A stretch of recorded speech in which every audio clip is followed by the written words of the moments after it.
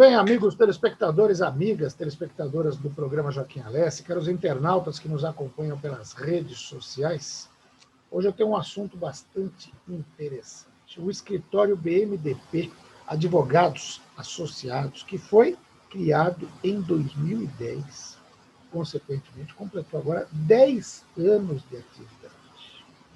Uma união, uma parceria de dois amigos de longa data, o Leonardo Domenichelli Pereira e o Eduardo Barros de Moura, dois advogados ilustres de Santo André, que têm uma carreira brilhante nesse período, e criaram esse escritório maravilhoso, que hoje tem uma unidade na Avenida Paulista, uma unidade própria em Santo André, isso que é muito legal, e é sobre esses 10 anos de atividade que a gente vai conversar agora com o doutor Eduardo Moura. Doutor Eduardo, muito obrigado por atender o pedido para me conceder essa entrevista.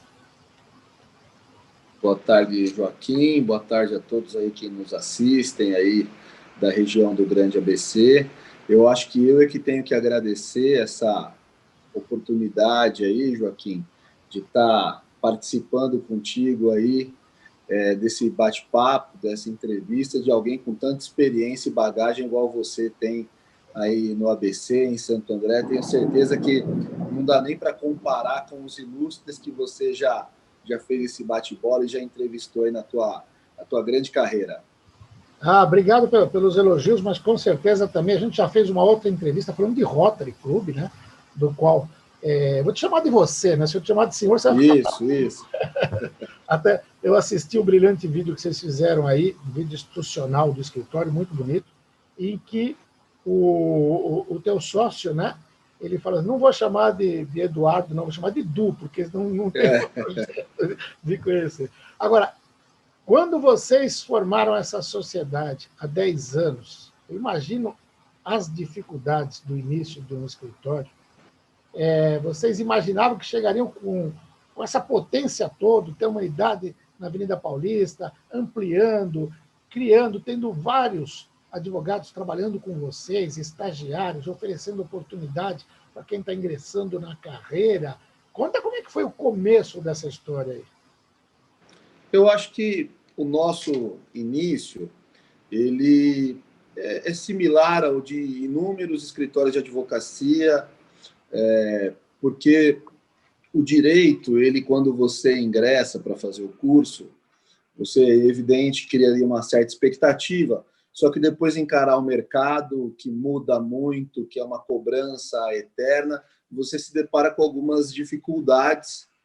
E, inclusive, quando a gente decidiu divulgar um pouco desses 2 anos, é exatamente para falar um pouco dessas dificuldades também que os advogados passam. Nós não podemos fazer propaganda, tem uma série aí de limitações. O início era eu e o doutor Leonardo, efetivamente tocava telefone, tem que atender, faz a peça, protocola, fala com o juiz, atende o cliente, né? Agora, é uma época que, sinceramente, dá muita saudade também, não dá para a gente reclamar aqui. Foi muito prazeroso viver. E aí foi passando o tempo, nós fomos entendendo que existiam alguns gargalos. Hoje o Leonardo e o Léo, né? Aqui é uma sociedade meio difícil de falar doutor Leonardo e doutor Eduardo. É Léo e Du entre nós ali, até pela amizade que antecedia essa sociedade. E a gente nós estamos tentando ainda passar pelos gargalos que o direito coloca, né, para todos os advogados do estado de São Paulo, principalmente, que a OAB é muito atuante aqui. Faço ressalvas, mas cumprimento a todos da OAB em função do grande trabalho realizado, e até o Leonardo, ele é vice-presidente da OAB Santo André, e luta muito pelos advogados, luta pela nossa categoria. Nós estamos tentando há muito tempo profissionalizar, ser tratado como empresa mesmo, os escritórios de advocacia, o que não é fácil pela questão de tributação, pela questão trabalhista que inclui, mas no geral, eu acho que a gente conseguiu atingir o nosso objetivo, que era de uma forma aí, bem objetiva, ética, zelar pelos clientes que nós temos e alcançar mercados novos, o que a gente vem, nesse momento, sendo muito grato pelo que está acontecendo, não só com o BMDP, mas com diversos escritórios aí da região do Grande ABC. Legal. E vocês estão num escritório muito bonito aí, em frente ao fórum, do outro lado da rua, né? Eu vi pelo vídeo aí. Também não foi fácil adquirir uma sede dessa, porque não é nada barato, exige um empenho, um esforço muito grande, né? A sede ela veio num momento em que nós identificamos uma situação, não só no BMDP, mas no direito. Você precisa fazer projeto a longo prazo. E essa sede, hoje o BMDP, ele conta com 3 unidades, né? 2 em Santo André, uma bem conduzida pelo Dr. Leonardo, outra bem conduzida pelo Dr. Eduardo Silvano. Eu agora estou no desafio aqui, estou até fazendo essa gravação da unidade aqui da Paulista. A minha missão foi começar aqui de uma maneira mais firme agora, então estamos aqui na pandemia nessa nova missão, que graças a Deus eu tenho certeza que nós vamos vencer. Mas quando nós imaginamos numa sede própria, nós falamos, olha, vamos pontuar aqui uma unidade que tem que atingir alguns objetivos. Então, a proximidade do fórum é uma, a proximidade do poder público da questão do municipal também é uma, próxima aí à prefeitura. É um prédio 24 horas que atende aí a nossa necessidade, que tem auditório, né? Então, hoje o BMDP ele já funciona das 7 da manhã às 22 horas, então, assim, é um horário estendido, não tem como nós negarmos isso, né? E esse prédio nos atendeu, foi o que nos levou a adquirir essa sede situada no município de Santo André, né? Ali nos ajuda, é um prédio que também tem outros escritórios de advocacia, tem o doutor Marcelo Marigo, um excelente profissional, a FTCK, que o doutor Renato participava, tem a da doutora Cássia ali também, que está presente. Então, é um prédio que até para tomar café é prazeroso, que você troca experiência com os demais profissionais ali e, de certa forma, vamos evoluindo a cada dia. Legal. Agora, eu vi no material muito bem preparado pela sua assessoria de comunicação, que eu quero até saudar aqui meu amigo Cadu Poeta, sempre fazendo um trabalho fantástico, que o BMDP é especializado em contencioso. Explica para a gente, eu até já publiquei no ABCD Real, aliás, publiquei foto de toda a equipe, publiquei uma foto tua. O que é o contencioso aí no direito? Existem alguns escritórios de advocacia, muitos deles são divididos por áreas. Então, tem o escritório ali trabalhista, previdenciário, e tudo mais. O de contencioso, nós costumamos falar que é aquele processo que tem também uma parte adversária que está em cima ali do processo. Não que os outros não estejam, mas quando você faz ali uma questão previdenciária, os procuradores já têm um modelo de resposta, né? Então é algo mais, não vou dizer que é algo automático, mas não tem um embate tão pesado. O contencioso, você efetivamente tem uma parte contrária que também te ataca, tem diversas variáveis para você tanto peticionar a seu favor, quanto também sofrer no decorrer do processo. Então é um embate um tanto quanto mais técnico e personalizado para cada cliente. Legal. Mas isso não impede também, vocês têm outras especializações aí, empresarial, trabalhista, tributário, essas outras áreas do direito também vocês atendem, né? Com certeza. É que, assim, pegou um pouco dessa parte do contencioso pelo perfil do escritório, de sempre levar as demandas para os tribunais e até a última instância. Acho que mais pelo perfil de um dos sócios, que eu sou processualista pela PUC, então é o que eu mais gosto. O pessoal acho que respeitava um pouco, agora não respeita mais, eu estou ficando mais distante lá, mas então pegou esse perfil aí, que é um perfil de ações mais personalizadas ao modelo do cliente, que tanto é que o BMDP não possui modelo de petições. Cada processo, efetivamente, é um processo. Mas é evidente que não é só o BMDP, tem diversos outros, inclusive escritórios parceiros aí que atuam junto conosco em diversos processos. Legal. É bom saber disso, porque é interessante para quem está precisando, buscando um advogado, um escritório, que você percebe que não é você apresentar uma petição, apresentar uma defesa, alguma coisa, no automático mesmo. Cada caso é um caso, cada caso é um, tem um texto próprio, e isso influi muito na hora em que o juiz pega a peça para ler, na hora em que o próprio adversário, o outro advogado do outro lado, seja ele promotor público ou alguma coisa, ele pega, ele sabe que ele está lidando com um profissional que entende do que está fazendo. Né? Isso é uma garantia para o cliente. Né? Eu acho que eu tenho a alegria aí, me permita aqui, Joaquim, até fazer alguns agradecimentos, porque talvez eu aqui crie algumas inimizades até em São Paulo com o que eu vou falar, mas a envergadura e a preparação que os advogados do Grande ABC têm, a região não imagina. Então, nós notamos que muitas empresas vêm buscar, às vezes, algum auxílio técnico em São Paulo, mas quando você pega a região do Grande ABC, peço licença para fazer até aqui alguma menção, né? Pessoal da Vesar Advocacia, Precinote Advocacia, Ágil Precinote, Dr. Manuel Teixeira, um patrimônio aí da região do Grande ABC, Vieira Tavares, um excelente escritório jurídico, né? Não deixa nada a desejar as bancas de advogados aqui de São Paulo, e eu posso garantir que o zelo que é demonstrado pelos advogados da região do Grande ABC para representar o cliente é algo fora do normal.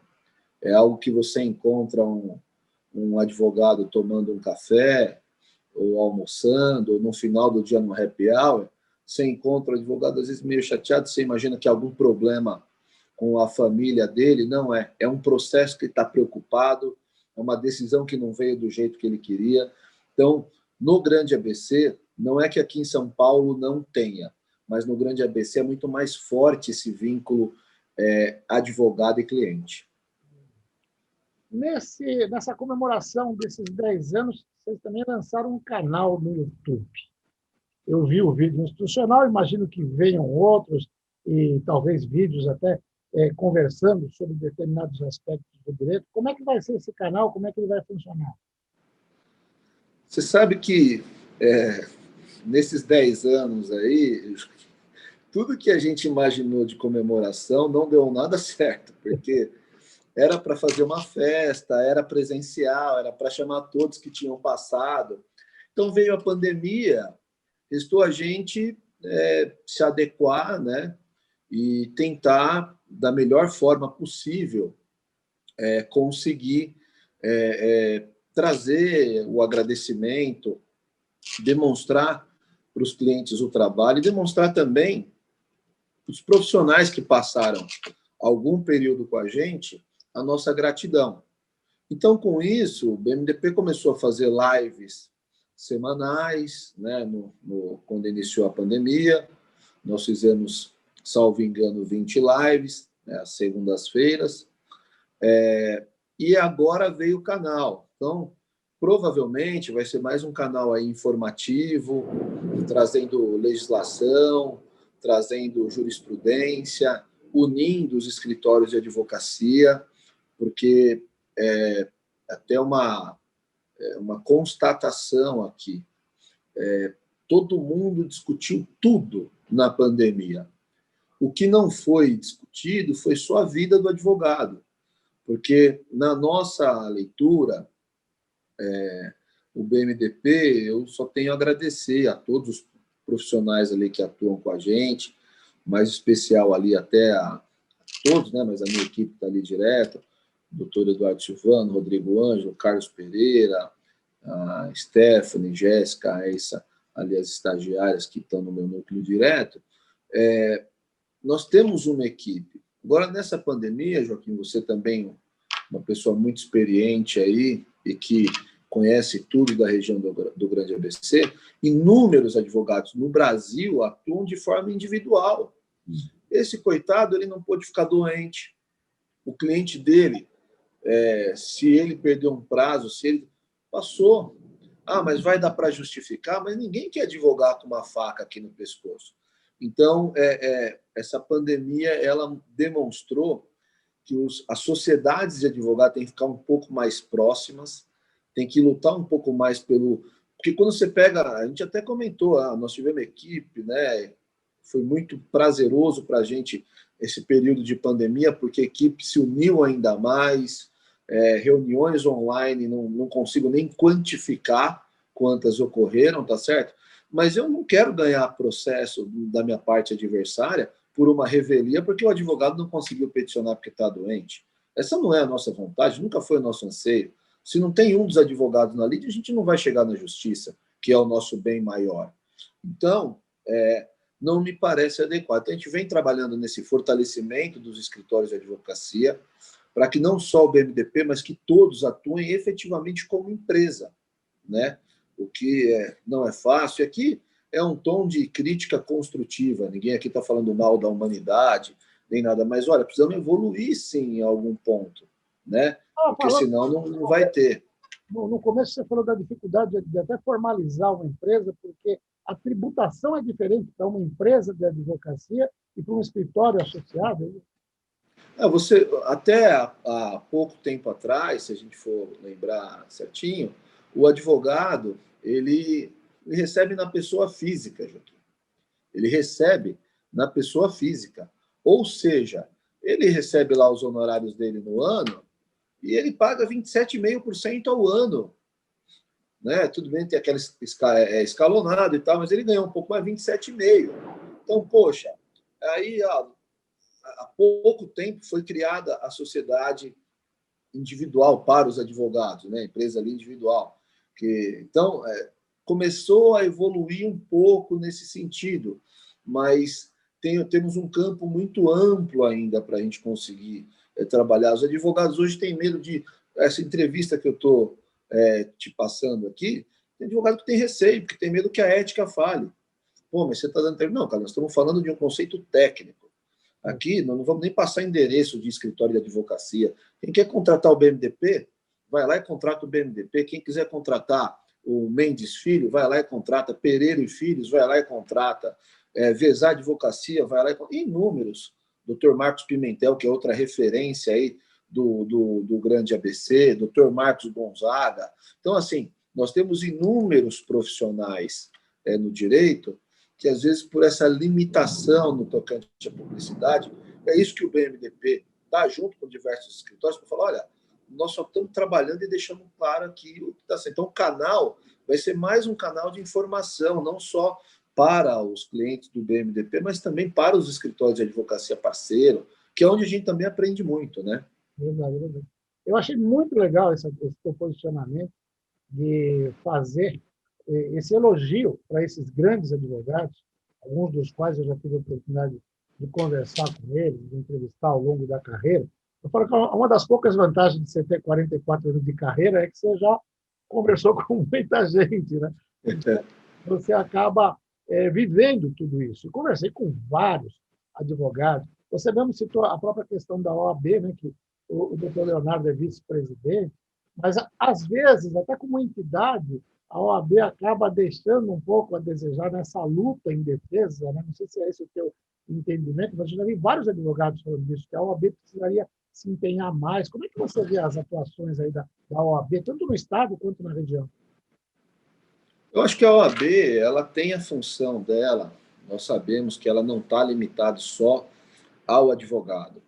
Nós temos a nossa função social, né? E tem que ser feito. Agora, ela não pode esquecer do advogado, né? Olha, eu tenho que ajudar aqui a população, eu tenho minhas ressalvas, eu não gosto de OAB quando envolve questão política, eu acho que a gente está atrelado ali ao caso específico e ponto, né? Mas a gente respeita. Nesses 10 anos de BMDP, às vezes o pessoal fala, pô, Edu, às vezes parece que você não gosta muito da OAB, né? Eu falo, ao contrário. Nós só falamos de algo quando a gente tem a liberdade com as pessoas para tratar sobre isso. Então, a doutora Andréa, o doutor Fábio Picarelli, que antecedeu aí em Santo André, o doutor Marcos da Costa, agora o doutor cai no estado de São Paulo, se nós, advogados, tivermos liberdade para falar, e não avançaríamos. Eu mesmo, lá atrás, conversava muito com o Leonardo, eu falei, olha, o direito está aí, tutelando empresas de todas as formas, e os escritórios de advocacia, nós sequer tínhamos alíquota simples. Então, o BMDP lutou muito também para essas conquistas, então a gente se sente contente até nisso. Fora essa questão dos 10 anos, é evidente, né? Quando a gente olha para trás, é uma alegria imensa ver do ponto que partimos, onde estamos, mas eu posso te garantir que não está nem perto de onde nós vamos chegar. O planejamento é bem amplo e não tá perto do fim, não. Né? Nós vamos continuar. O direito, ele tem uma virtude que você pode ter uma certa idade mais elevada que você continua firme aí. É o que vai acontecer com a gente. Então, são 10 anos que a gente vem aprendendo muito com os escritórios parceiros, né? É uma alegria imensa poder passar esses 10 anos trabalhando e não ter nenhum dos profissionais envolvidos diretamente aí com a gente, nenhum tipo de representação ética, nem nada. É sinal de zelo, a gente sabe que é uma profissão difícil, você lida com o direito dos outros, cuidando muito mais do que às vezes você cuida até do seu, né? Esse é um perfil, acho que não só do BMDP, mas de diversos escritórios, mas que lá a gente consegue efetivamente aplicar na prática. Doutor Eduardo, você me concede a entrevista direto dessa unidade da Avenida Paulista, e eu lembro desse material quando eu publiquei, acho que foi no sábado, sobre os 10 anos, o título dele dizia o seguinte, que o escritório projeta uma atuação nacional. O fato de estar na Paulista a partir daí, projetar Brasil. O que é essa projeção nacional? Nós tínhamos um planejamento de ter um alcance nacional. No planejamento empresa, BMDP, a ideia, na Paulista a gente já estava há um certo tempo, a ideia era, inclusive, também ter uma sede em Brasília. Com a pandemia, tudo mudou. Agora a gente consegue fazer os atendimentos de forma aí nacional, até pelo Zoom, como nós estamos fazendo a entrevista, Skype, Google Meet, tem uma série de ferramentas, inclusive as audiências também passaram a ser virtuais. Agora, o que acontece é que os problemas dos nossos clientes começaram também a ter um cunho nacional. Então, a gente depende, às vezes, de alguma decisão do STF que está para ser simulada, de uma decisão que está no TST, nós estamos aguardando também ali uma súmula.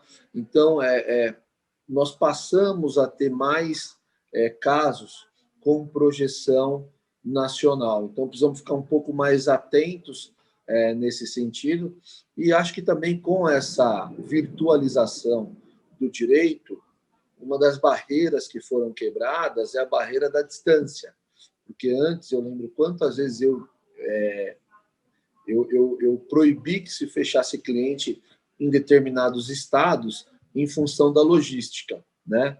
Que você tem dificuldade para voo, você tem dificuldade para chegar, tem dificuldade para reunião, e hoje, com essa questão no modelo que está, eu acredito que não vai ter volta, né? Acho muito difícil o retorno de determinadas audiências a um modelo presencial, então, nós obrigatoriamente tivemos que pensar no âmbito nacional. Porque algumas situações, evidente, quando a empresa está situada, ela está situada em um município, ponto. Então, a gente tem que atender ali as normas municipais. Evidente que ela também está contida ali em um estado, da unidade federativa, vamos ter que também atender.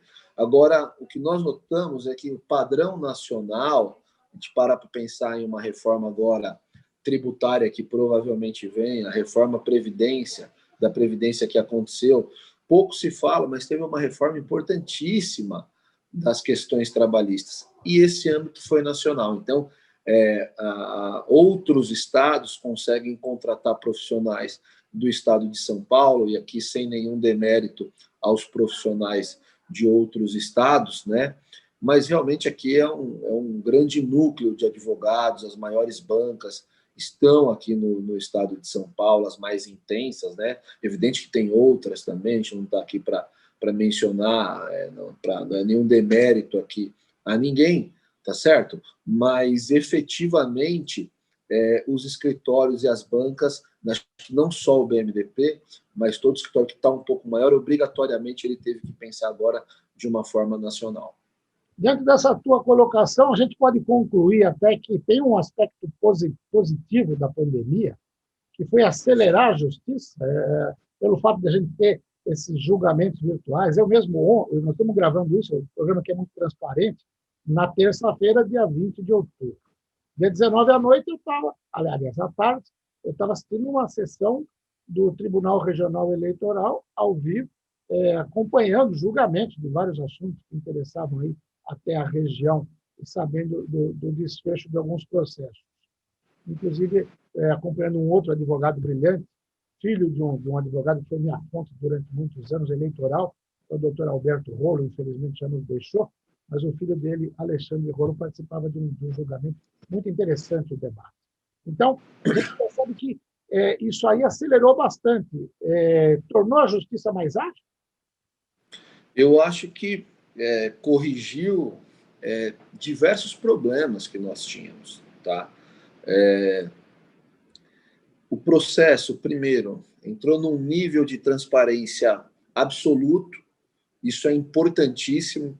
Então, a parte, não importa o estado que ela esteja, se está no Brasil ou fora, ela vai e acessa o processo dela. Ela vê a peça processual que o advogado protocolou, tá certo? De qualquer lugar do mundo. Então, acho que isso é importante. A celeridade é algo que nós buscávamos aqui assim, há muito tempo. Há muito tempo, né? E o direito ele é bom em função disso. A gente, como você falou, o tempo passa para todo mundo, né, Joaquim? E eu lembro de uma lembrança do Fórum de Santo André, absoluta, de eu concluindo o meu curso de Direito, indo lá e falando, aqui não vai comportar. Era papel para todo lado, olha, mais tantos anos de processo, vai para o arquivo central em Jundiaí, mas não vai dar. E hoje você vai no fórum totalmente vazio.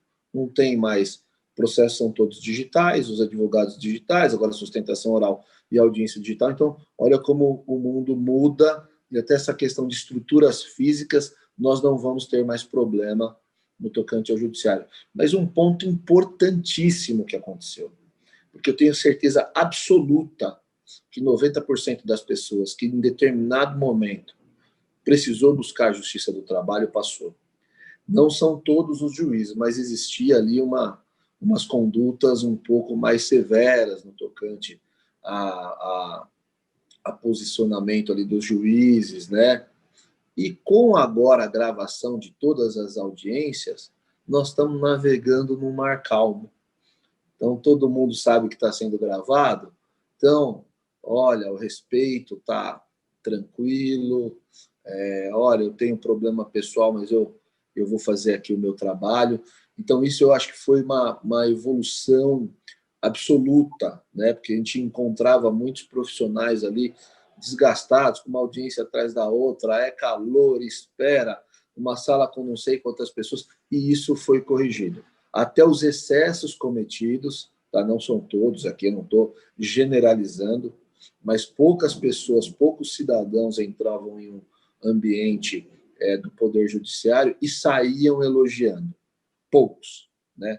E hoje a gente nota que a tratativa está bem melhor, está bem mais célere, e então, se Deus quiser, nós fomos para um caminho bom que não vai ter volta.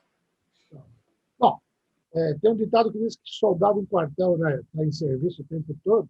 Além de um advogado brilhante, você também é presidente do Rotary Club de Santo André Norte. E parece que a gente tem uma notícia que eu já estou triste porque não aconteceu a festa dos 10 anos do BMDP, que a gente fatalmente estaria aí brindando, não tanto pela bebida, pela comida, mas pela confraternização pessoal. E, infelizmente, também parece que a gente não vai ter a festa alemã esse ano. Esse daí essa é uma questão que a gente sente muito também.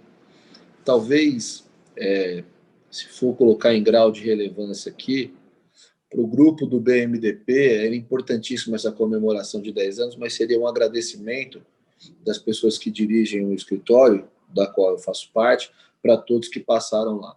Agora, a festa alemã, ela tem um cunho social muito elevado, né? Essa a gente sente também uma dor assim alta de efetivamente não poder realizar, né? Então esse ano realmente seria muito complicado. Primeiro que seria impossível fazer ela no modelo dos outros anos. Nós estamos falando de uma festa de 1.000 pessoas no Aramaçã pedindo patrocínio para as empresas. Então veja bem, não consigo colocar 1.000 pessoas, e como é que ainda vou pedir uma ajuda para o empresariado naquele momento que a gente começa a trabalhar essa festa? Ela praticamente não para. Quando você termina, ela já começa de novo para a festa do ano seguinte. Mas quando a gente começa a se movimentar com uma força um pouco maior, é mais ou menos em abril, onde realmente estava ali tudo parado. Então, nós sabíamos que provavelmente ela não aconteceria, ou se acontecesse, ela seria em um modelo diferente. Avaliamos diversos modelos, né? O Santo André Norte, ele criou uma maturidade muito grande, hoje nós somos em 60 companheiros, nós estamos vivendo um momento bom de clube, nossos projetos sociais, mesmo na pandemia, estão crescendo, estão saudáveis ali. Vou aproveitar aqui a oportunidade para falar do Criança Cidadã, presidido pelo companheiro Hélio, lá nós temos também o Rotary Satélite, presidido pela companheira Tabata. O CAMP, ali nós temos 80 crianças, né? O CAMP, presidido de forma exemplar pelo companheiro Quirino, ali nós estamos falando de mais de 700 aprendizes, né? E a FR Sam, presidido pela companheira Ana, que a gente todo mês doa 3.000 fraldas, cuidando ali dos nossos idosos, 50 idosos. Então, essa festa alemã, ela divide isso, e tinha também como ponto principal o nosso projeto Educando com Visão, que em média nós atendemos 1.000 crianças por ano, dando ali, identificando o problema visual e já fornecendo o primeiro óculos. Então, efetivamente, essa festa, ela tem toda essa responsabilidade, mas infelizmente não seria muito imprudente da nossa parte tentar forçar com que ela acontecesse. Então, o Rotary, o nosso clube, tem uma parte específica, um núcleo duro, vamos chamar assim, que cuida da festa alemã. Isso foi colocado em votação, né? E aí houve a decisão para que efetivamente a 20ª festa, que seria esse ano, passasse para o ano que vem. Se Deus quiser, nós vamos fazer uma festa linda ali, maravilhosa, e vamos pensar para frente. Legal. E pode contar com a gente para divulgar essa atividade, que é de extrema importância. Eu já falei que eu tenho a honra de ter a medalha Paul Harris, né, guardada aqui comigo, que eu sempre faço questão de exibir. E eu ficaria aqui mais umas 3 horas. O papo está muito bom, está gostoso, mas infelizmente o tempo de televisão é curto. A gente já está até estudando o tempo, daqui a pouco o meu editor vai puxar a orelha aqui. Doutor Eduardo, infelizmente essa entrevista fica por aqui, mas nós vamos falar mais vezes. Muito obrigado, parabéns pelos 10 anos do escritório. O BMDP, com certeza, ele é um marco na advocacia aqui de Santo André e da região, e com certeza com essa expansão toda do Brasil. Até uma próxima. Até uma próxima. Muito obrigado pela oportunidade de mais uma vez estar participando aqui contigo de uma entrevista. Quero agradecer aí a toda a equipe do BMDP, a todos os escritórios parceiros nossos aí, principalmente da região do ABC, que agora eu vim para São Paulo, eu só falo do ABC aqui. Os caras já falam, ó, o cara do ABC chegando. Porque eu falo, no ABC tem história muito melhor que vocês aqui, vocês têm essa pompa toda e tal. Então, assim, um abraço a todos do grande ABC, principalmente da área do direito. Obrigado pelo apoio desses 10 anos. Obrigado também ao pessoal do Rotary aí. Nos ajudem no ano que vem a fazer uma festa alemã ímpar e vamos em frente. Ok. Doutor Eduardo Barros de Moura, advogado de Santo André, atuando lá na Avenida Paulista. Falou com você.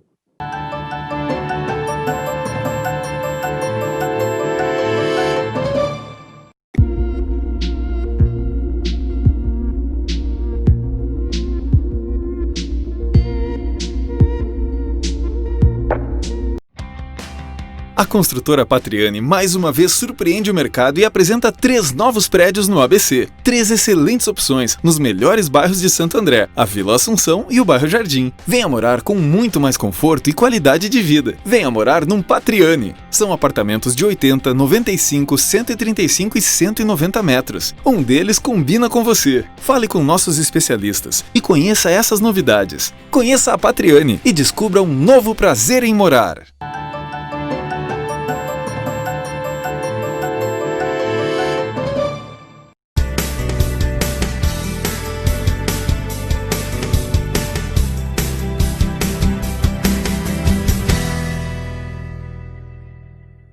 Começa mais um bloco Saúde do Homem e há umas 2 semanas eu conversava com o professor Dr. Marcos Tobias Machado sobre o lançamento do livro Histórias da Quarentena, o qual ele prefaciou. E eu recebi gentilmente o livro, o lançamento foi agora, dia 19, né, de outubro, uma segunda-feira, e eu estava impressionado, porque comecei a ler aqui o prefácio e ele realmente é muito importante, porque é um relato de vida que a gente tem que ler, acompanhar, pensar, refletir. Confesso que eu não cheguei até o final do prefácio, eu acabei de receber aqui, mas só o início e a parte conclusiva já é interessante. Professor Dr. Marcos Tobias Machado, muito obrigado por me conceder o prazer desse papo, que vai ser bastante diferente. Acho que sim. A gente sempre tenta reinventar as coisas, né? A gente fala de medicina, fala de arte, fala de vivências. Eu gosto muito de estar aqui com você, Joaquim. Obrigado você pela oportunidade. Eu adoro esse papo. Olha, o começo do prefácio, a gente vai começar a falar. Deixa eu tirar aqui o meu WhatsApp, senão ele vai ficar fazendo barulhozinho aqui. Já é interessante, porque é um depoimento, acima de tudo, corajoso. Você começa dizendo o seguinte: começa mais um dia de plantão urológico no hospital em São Caetano, e a enfermeira, lógico, eu não vou ler tudo, porque senão também o pessoal não vai comprar o livro, tem que comprar para ver, mas mais do que isso, é relativamente extenso, a gente não vai entrar em muitos detalhes. Mas quando a enfermeira vira para você logo de cara, e era o comecinho da Covid por aqui, diz: doutor, tem de vestir a máscara N95, a máscara normal, 2 aventais, o protetor ocular e o escudo plástico. Aí você pergunta para ela: mas tudo isso para passar uma sonda na bexiga? Ela falou: pois é, esse agora é o protocolo. E você olhando cenas na TV, vendo gente desmaiando nas ruas, na China, tendo que ser levada para o hospital por problema respiratório. O prefácio começa por aí.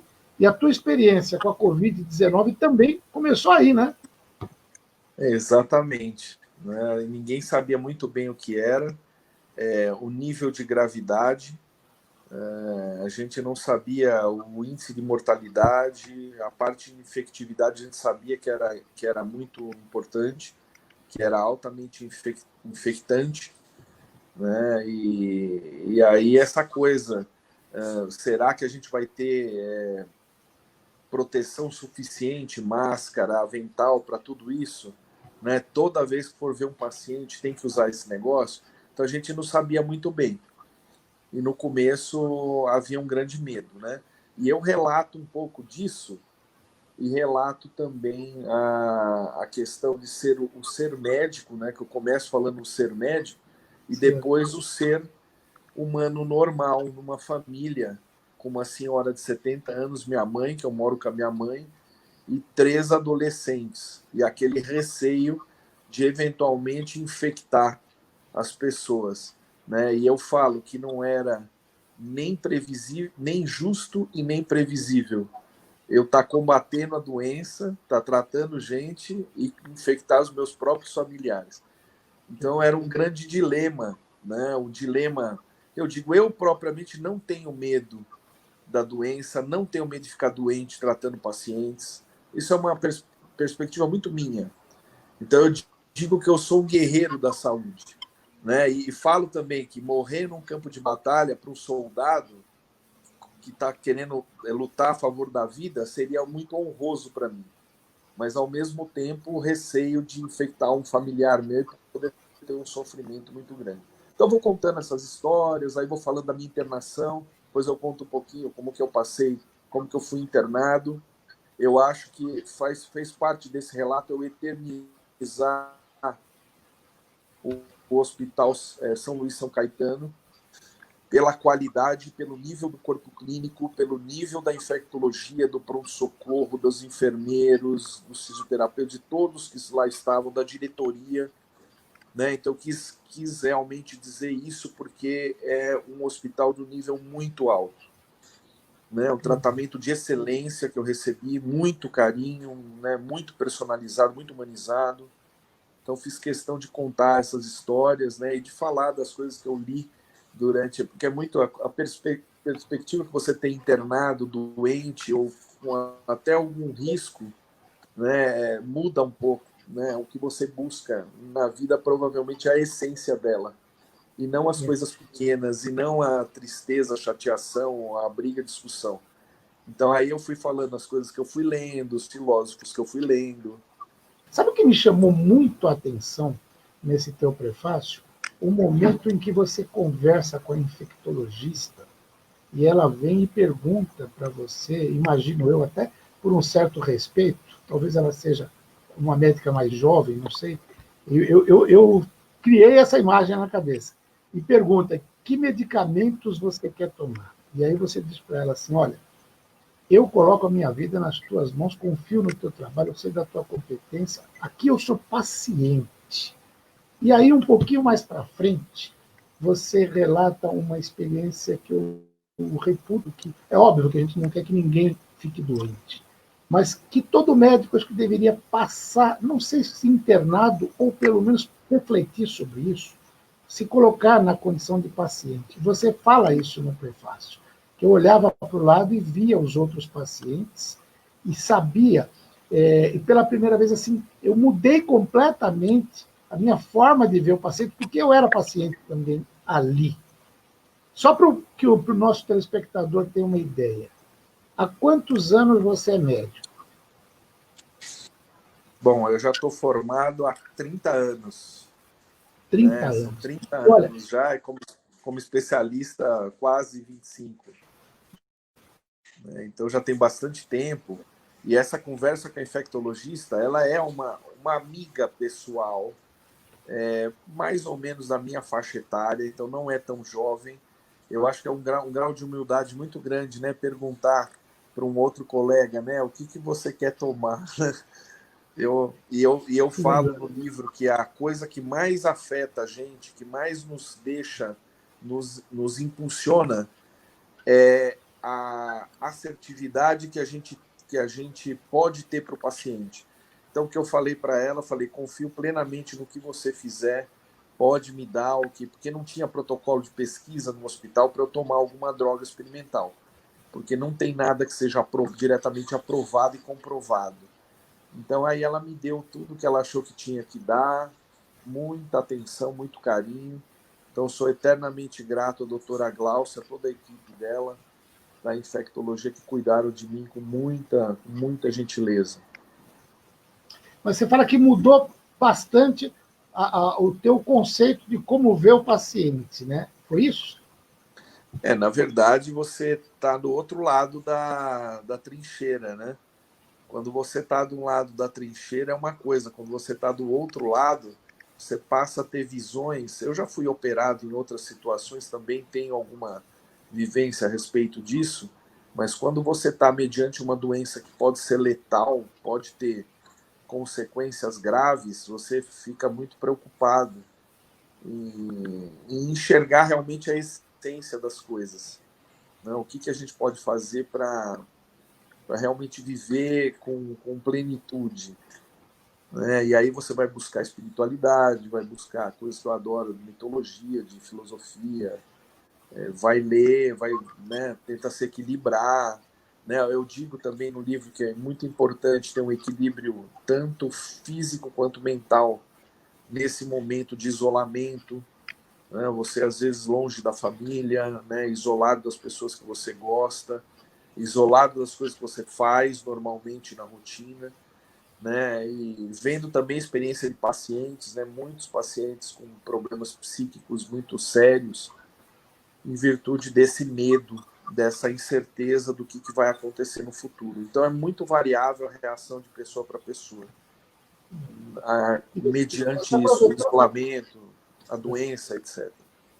Você aproveitou para reler Dostoiévski, Nietzsche, que são teus ídolos aí, Decameron também, que fala da peste negra, né, que tem uma semelhança. Dava, mesmo com febre, com dor, com o fato de estar numa UTI ali e tal, dava para ter, no isolamento, dava para ler. Na verdade, no primeiro dia eu já melhorei muito. Eu fiquei 10 dias em casa com febre, passando mal. E aí eu resolvi ir para o hospital porque eu não estava me alimentando bem, estava desidratado, não estava urinando bem. Falei, acho que eu estou com algum problema sério. E eu estava provavelmente naquele momento mais inflamatório da doença, né, no 10º dia. E aí fui para o hospital, mas rapidamente com as medicações eu já fui melhorando. E aí melhorando eu consegui dormir, que eu estava 3 dias sem dormir. E aí já deu vontade de começar a ler, de começar a ver as coisas, de agradecer, né, mostrar gratidão por tudo que eu estava passando e já estava superando, né? Meus exames estavam muito bons, o pulmão estava 30% comprometido, mas eu não tinha uma falta de ar muito grave, né? Só um pouco de cansaço. Então eu fui agradecendo e lendo. É interessante, né? O Dostoiévski, a questão do mito da gaiola, né? Você tem que, por mais que a gaiola esteja aberta, muitas vezes quem está dentro não sai dela. E fica naquela mesmice. A mesma coisa o Nietzsche, um raciocínio muito parecido a respeito de que a única possibilidade de você progredir é na zona de desconforto. É mais ou menos uma ideia parecida com a da gaiola do Dostoiévski. Então, por isso que eu citei esses dois autores. A gente, se quer fazer alguma coisa diferente, a gente tem que tentar sair dessa zona de conforto, tem que estudar, tem que crescer, tem que se desenvolver. E aí a vontade de superar essa doença para poder fazer tudo isso mais e mais emergiu muito dentro de mim, né? E depois o Decameron, acho que é interessantíssimo, quem não leu, quem não tem ideia, né? São 10 jovens em Florença na época da peste negra que se isolam da parte central para contar vivências e histórias, e isso era uma coisa lúdica para eles.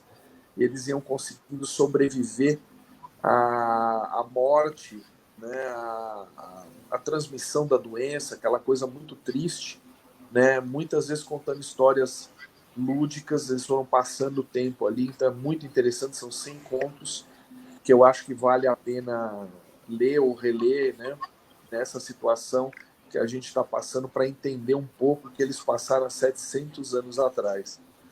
Então, me chamou a atenção e eu fui atrás para procurar isso. E você leu todas as histórias desse livro. Tem alguma que impactou mais? Tem algum tema, algum ponto que chamou mais atenção? Olha, cada uma coisa curioso que são 20 contos, né? 20 autores diferentes. A grande maioria, se eu não me engano, tem 2 ou 3 homens só. Né? O Decameron eram 7 mulheres e 3 homens. Então, uma situação muito parecida. Sim. Quando você lê textos de homens e mulheres são diferentes pela própria percepção. Os textos dos homens são mais objetivos, tirando um caso de poesia, que é um pouco mais subjetivo, mas os textos escritos por homens tendem a ter uma objetividade um pouco maior, pelo menos nesse livro, né? Um pouco mais inteligíveis. E os textos das mulheres têm um pouco mais de imaginação, mas são muito interessantes, né? Exatamente o nome, se eu tivesse com o livro aqui, eu poderia te falar o nome dos contos que me chamaram mais atenção. Mas tem um conto muito curioso, onde ela fala que ela se sente, ela começa a cantar um pedacinho da música da Rita Lee, né? onde parece que ela está em outro planeta, né? É muito interessante, ela vai citando a letra, começa como se ela estivesse cantando, e depois ela vai explicando o contexto, como é que ela se sente estando em outro, né, em outro estágio, em outro planeta, como se estivesse na música. E aí vai desenvolvendo. Então, é muito, muito criativas as histórias, né? São individuais mesmo, contam dramas pessoais, contam superação, contam coisas de relacionamento. É muito legal. Esses autores, dá para dizer, eles são médicos, não são médicos? São pessoas que foram infectadas pela Covid? Quem são? São pessoas comuns, alguns não são infectados pela doença, a maioria deles não, mas contando histórias do isolamento mesmo, né? A maioria não é profissional, tem alguns jornalistas, tem uma pequena biografia de cada um dos autores, embaixo o que eles fazem, tem empresário, tem esportista, tem de tudo ali, e contando essas diferentes vivências, né? São duas editoras, né? As duas Silvias, a Silvia Previdelli e a outra Silvia, que trabalha junto com ela também, e me fizeram um convite para fazer esse prefácio, porque perceberam que não tinha ninguém, nenhum médico nos 20 autores, né? Aí resolveram convidaram a minha primeira esposa, que escreve muito bem, tem uma facilidade de escrever, mas ela falou, não, eu vou te indicar alguém que está na linha de frente e que pegou a doença. Então, eu acho que o relato dele vai ser mais interessante.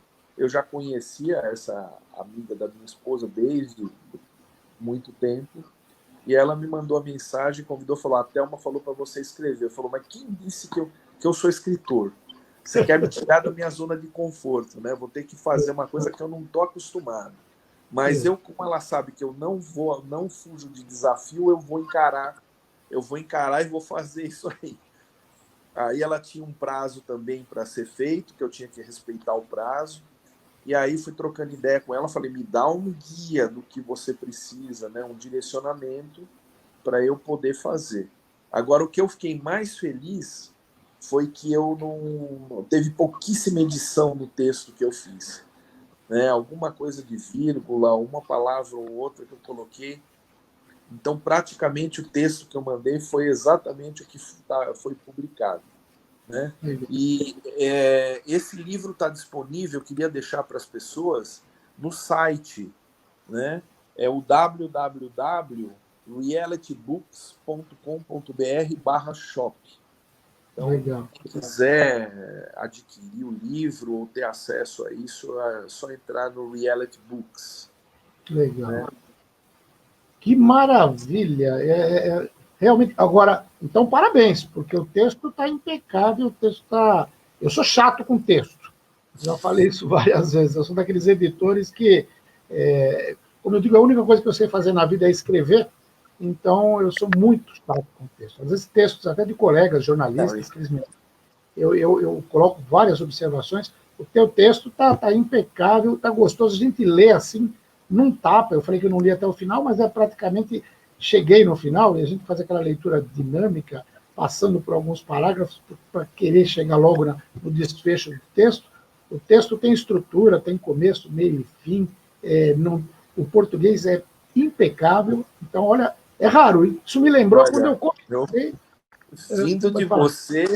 Vindo de você, eu fico lisonjeado, porque esse texto eu escrevi numa rodada só, inteiro, de uma vez, e depois que eu leio, que eu escrevo, eu passo olhando a ortografia e a concordância, porque eu acho que é muito feio o texto mal feito, com concordância, com erro crasso. Né? Mas, assim, mesmo assim, ela colocou algumas vírgulas no meu texto, 2 ou 3 vírgulas, acertou alguma palavrinha, ou erro gráfico, tipográfico, eu digitei tudo para fazer, mas foi muito pouca edição, então eu fiquei feliz realmente com o resultado e a experiência, né, que foi para mim um túnel do tempo do que eu realmente passei naquele momento. Né? Então estou muito orgulhoso de ter feito isso, ter superado essa limitação minha, que eu não tenho formação literária para esse nível de apresentação, mas fiquei feliz. Mas o teu texto é aquele que é delicioso de ler, parabéns. Viu? A única maneira como eu sei me expressar, né? Com simplicidade, essa coisa de professor, né? A gente tenta ser um pouco didático, né? Para o público que você está falando, tentei ser bem genérico e fiquei feliz até com o resultado. Gostei da experiência. Quem sabe eu passo a escrever um pouco mais, né? Maravilha. Vou correndo comprar o livro para ler todos os contos, porque eu só li o prefácio até agora. Mas eu vou comprar o livro lá, vou lá na Reality Books, né, para comprar e ver isso aí. Professor, só queria uma opiniãozinha final. A gente está gravando, esse programa é muito transparente, a gente sempre fala. A gente está gravando na quinta-feira, 22 de outubro, 11h30 da manhã. E na véspera, 21, houve uma polêmica sobre essa história de vacina. Se a vacina é chinesa, se a vacina é inglesa, se a vacina é do Butantan, não é? Que tipo de serviço esse debate presta para a sociedade nesse momento? Olha, quando a gente vai... Na verdade, eu andei vendo bastante coisa a respeito disso, tanto coisa técnica quanto opiniões. O que parece que mais se aproxima da realidade é que é muito pouco tempo para você ter uma vacina com os testes rigorosos que devem ser feitos para poder ser usada em larga escala. Não quer dizer que não vá funcionar, mas ela tem que passar por fase 1, fase 2, fase 3. Né? Fase 1 é toxicidade, é saber o que malefício ela causa. E teve algumas dessas vacinas tiveram reações tipo mielite transversa, mielite paralítico. Depois trata, melhora ou reverte normalmente, mas tem a chance de ter problema mais sério. Então isso é relatado. Então é pouco tempo para passar toxicidade, depois o nível 2 já é de eficiência, mas numa escala curta. Depois o nível 3 é em larga escala populacional. Então não houve tempo para passar por essas fases todas. Então, e tem gente muito radical dizendo não tome, essa é uma outra discussão, né? Você vai se tornar obrigatória. Na verdade, ninguém obriga ninguém a tomar nada, mas aí não deixa teu filho se matricular na escola. Então, praticamente, você fala que para matricular na escola tem que ter a vacina, se torna obrigatória, certo? Então, assim, cria lei, sei lá, você não tira o passaporte se você não tiver com o negócio de vacina em dia. Acaba obrigando as pessoas a tomarem um medicamento que não está totalmente estudado, né, totalmente aprovado. Então, esse é um receio muito grande. E a discussão na nível político, porque interessa a política que se dê pelo menos uma sensação de seguridade. Poxa, está todo mundo vacinado, estamos fazendo o melhor possível. Né? Então, isso eu acredito que seja uma atitude com alta repercussão política. Né? Quem conseguir fazer isso e realmente funcionar, eu acho que vai conseguir muitos votos. Então, eu me preocupo muito com isso. Né? Até agora, tudo que foi apresentado de medicação, só explorou as pessoas. Né? Não houve um benefício científico comprovado de nenhum dos tratamentos. Né? Talvez com exceção da cortisona, que realmente diminui muito a parte inflamatória, mas é um remédio antigo, não tem nada de novidade, não é para a Covid-19, né? Mas para processos inflamatórios em geral. Então, quando você fala da vacina, a preocupação é essa, é colocar diversos produtos aí que estão correndo para vender, quem sair na frente vai vender mais, então é uma questão comercial importante. E os governos tentando fazer política com isso para dizer que causam seguridade, deixam as pessoas, né, estão imunizadas, então não tem mais risco. Então, assim, tem risco de toxicidade real, tem risco de não funcionar, tudo isso são as preocupações que o médico tem com a seriedade desse tipo de imunização que vai ser proposta, que está sendo proposta. Como estudo, não tem problema, fica aberto quem voluntários que queiram realmente receber, que não está comprovado, eu acho que é fora de propósito. Né? Já houve uma tentativa dessa no passado, de imunização obrigatória, o governo teve que voltar atrás. Né? Numa época do Oswaldo Cruz, numa época mais antiga, já teve manifestos, etc. Isso teve que voltar atrás, porque isso fere a democracia, né? Fere a escolha que as pessoas podem ter para se tratar, né? Fere até o código de ética. A gente não deve obrigar nenhum paciente a tomar nenhuma atitude a não ser em risco iminente de vida. Então, tudo isso é muito sério, né? Precisa ser muito considerado antes de tomar uma atitude drástica, é obrigar as pessoas, né, a tomar remédio. Legal. Obrigado, professor. É isso, um abraço, bom dia a todos. Professor Dr. Marcos Tobias Machado, da Uroproctor, de São Caetano do Sul, no Espaço Cerâmica, falou com você.